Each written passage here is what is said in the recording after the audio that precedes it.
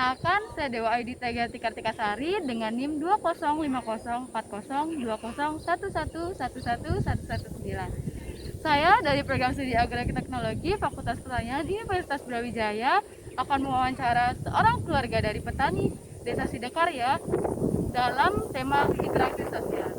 Di sini saya telah bersama narasumber. Boleh memperkenalkan diri terlebih dahulu? Saya Niputu Retna Wulandari. Kalau boleh tahu, mbaknya kuliah atau bekerja ya? Saya sedang kuliah sekarang. Jadi ayah mbak sendiri bekerja sebagai petani. Ya, benar, sebagai petani. Di sini saya ingin melengkapi tugas saya untuk mewawancarai keluarga dari petani dalam tema interaksi sosial. Apakah saya dapat mewawancarai mbak? Iya, boleh. Baik. Jika boleh tahu, apa saja sih bentuk-bentuk kerjasama yang ada pada daerah ini? Pertama, kalau untuk kerjasamanya itu biasanya dalam sistem subak, kemudian ada juga kelompok pertanian. Kalau sistem subak itu bagian pengairan sawahnya, itu biasanya kalau udah musim padi baru dinaungi oleh subak. Dan untuk kelompok pertaniannya itu dibuat oleh beberapa orang, tapi juga subak terlibat langsung. Dan yang kelompok pertanian sekarang itu sedang melakukan kegiatan untuk petani bawang. Nah, untuk hal ini sendiri kan diolah bersama-sama atau hanya beberapa orang saja? Untuk Lahan ini, semua lahan ini?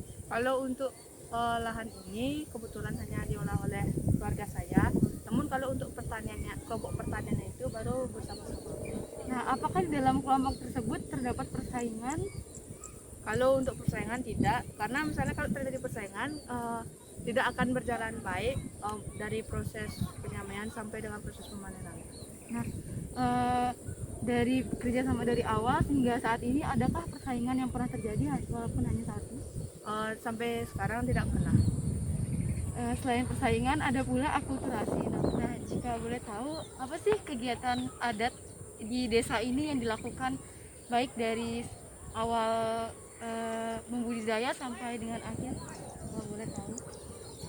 Untuk yang kegiatan awal sebelum kita budidaya itu atau bertani, biasanya dilakukan dengan cara melakukan pengaturan persembahan kepada yang punya tanah ini.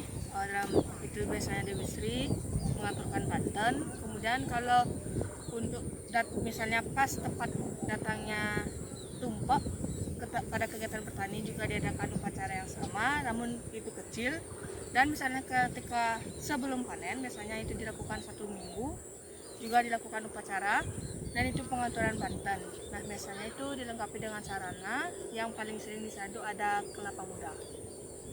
Jika seperti itu, terima kasih atas waktunya. Maaf jika saya mengganggu. Untuk mbaknya silakan beraktivitas kembali. Sama-sama. Baik, terima kasih telah menyaksikan video saya. Jika ada kesalahan maupun kekurangan, saya minta maaf sebesar-besarnya. Saya tutup dengan terima kasih. Dadah.